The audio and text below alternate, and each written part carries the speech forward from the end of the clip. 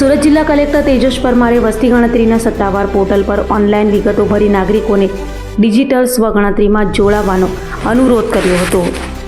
ભારત સરકાર દ્વારા રાષ્ટ્રના ભાવિ વિકાસ અને સુવ્યવસ્થિત આયોજન માટે સ્વવસ્તી ગણતરી 2027ની પ્રક્રિયાને સૌથી મહત્વપૂર્ણ રાષ્ટ્રીય અભિયાનની શરૂઆત થઈ છે।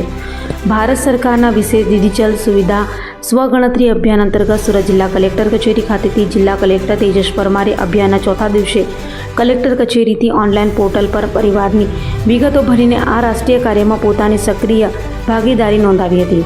આ અવસરે જિલ્લા કલેક્ટર તેજસ પરમારે જણાવ્યું હતું કે વસ્તી ગણતરી માત્ર વહીવટી પ્રક્રિયા નહીં પરંતુ દેશના વિકાસનો મહત્વપૂર્ણ પાયો છે। ગુજરાતમાં 17 મે 2026થી 31 મે 2026 દરમિયાન સ્વગણતરી અભિયાન શરૂ ચાલશે, જેના માધ્યમથી નાગરિકો પોતાના ઘરેથી લેપટોપ, ડેસ્કટોપ અથવા સ્માર્ટફોન દ્વારા સરળતાથી પોતાની વિગતો નોંધાવી શકે છે। તેમણે વધુમાં જણાવ્યું કે વસ્તી ગણતરીમાંથી મળતા આંકડાઓના આધારે આરોગ્ય, શિક્ષણ, આવાસ, રોજગાર સહિતના વિકાસલક્ષી આયોજન અને નીતિઓ ઘડવામાં આવી છે। વસ્તી ગણતરીનો પ્રથમ તબક્કો 1 જૂનથી 30 જૂન દરમિયાન યોજાશે, જેમાં ગણતરીદારો ઘરે ઘરે જઈ કુલ 33 મુદ્દાઓ અંગે માહિતી એકત્રિત કરશે। જો નાગરિકોએ અગાઉ ઓનલાઈન સ્વગણતરી કરી હશે તો જનરેટ થયેલ આઈડી ગણતરીદારોને આપવાની રહેશે।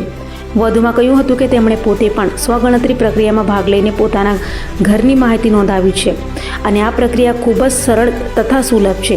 કોઈ મુશ્કેલી જણાય તો ટોલ ફ્રી નંબર 1855 ઉપર સંપર્ક કરી માર્ગદર્શન મેળવી શકાય છે।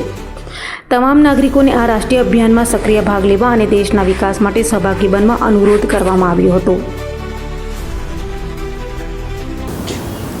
નમસ્કાર। આપણે જાણીએ છીએ કે વસ્તી ગણતરી એ ખૂબ જ અગત્યનું એક વહીવટી પ્રક્રિયા છે અને આપણે ભારતની અંદર 1872થી આ વસ્તી ગણતરીની પ્રક્રિયા કરવામાં આવે છે।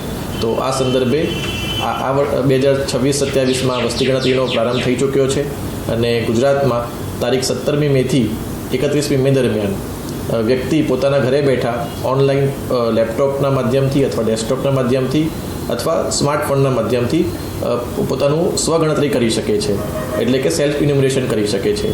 મિત્રો, વસ્તી ગણતરી વિકાસનો એક મહત્ત્વનો પાયો છે। વસ્તી ગણતરીમાં જે પણ આંકડા આપણને મળે છે તે આંકડાના આધારે જ આપણા દેશનું આયોજન નક્કી થતું હોય છે।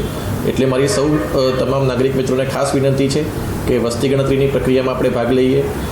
આ પહેલો તબક્કો જે છે એમાં આપણે અત્યારે દરેક ઘર જઈને અમારા ગણતરીદાર જે છે એ ઘરની માહિતી મેળવશે અને તેમાં કુલ 33 પ્રકારના પ્રશ્નો છે એ પૂછવામાં આવશે।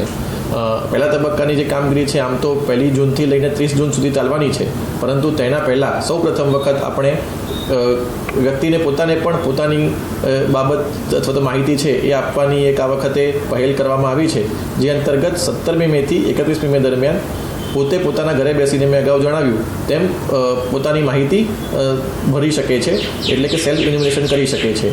મેં પોતે પણ આજે આ પ્રક્રિયામાં ભાગ લઈને જે અમારા ઘરની જે માહિતી છે એ આજે ભરી છે। ખૂબ જ સરળ પ્રક્રિયા છે અને કોઈ પણ પ્રકારની એમાં આમ જોવા જઈએ તો કોમ્પ્લેક્સિટી નથી।